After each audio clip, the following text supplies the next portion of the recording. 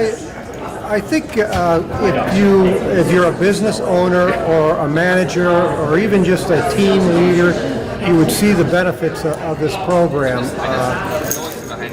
There are such basic tools of meaningful guidance, meaningful recognition, and clarification to get so much done. Again, things we use every day as a blind person to navigate the world, but they just fit into the business community. If you can create this culture of recognition and everybody's on the same page using the same terms and those kind of things, you just create a dynamic within your workforce which becomes trust.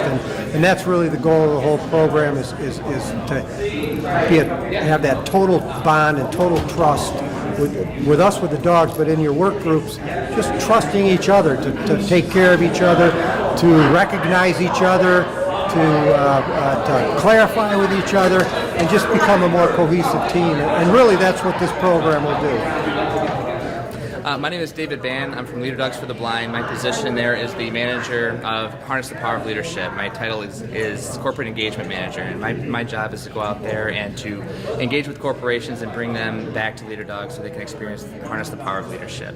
It's a one-day workshop. It's based on the principles that are existing between a handler and his or her guide dog.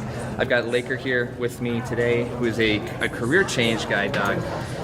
Essentially, everything that's happening between a handler and his or her guide dog are happening in the workplace. It's very important that you communicate effectively, and you do that by offering guidance and directions that are meaningful to Laker. You can't just say, hey buddy, let's go. You have to say Laker forward. You have to give him directions that's meaningful. When things go well, you have to reward and recognize Laker for doing a good job. Essentially praise him so he'll continue to do it and want to do it moving forward. If something does not go according to plan, or he does not perform to my expectation, I need to clarify that. And to clarify that, I have to look at myself first. Same thing you would do in the office. If your employees don't do the things that you want them to do, you have to look at yourself as a manager and think that I provide them the tools and the guidance that they need in order to be successful. I can't just repeat myself because people don't typically do things wrong on purpose. So if they did it wrong, whose fault is that? Yours or theirs?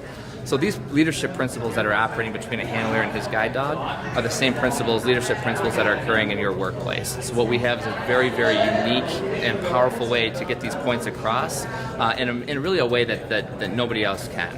The program is essentially, it's an experience and it's based on action learning, but at the end of the day, it's flat out fun. The participants are going to go through a couple of blindfold walks with the dogs. They're going to do some other blindfolded and interactive activities, and they're going to walk away with a lot of points that they're going to remember moving forward.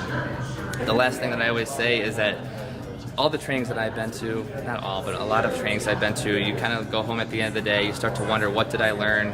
Somebody, wife, girlfriend, mother, somebody might ask you, how was your day? And a lot of times it's a mixed feeling. Day was okay.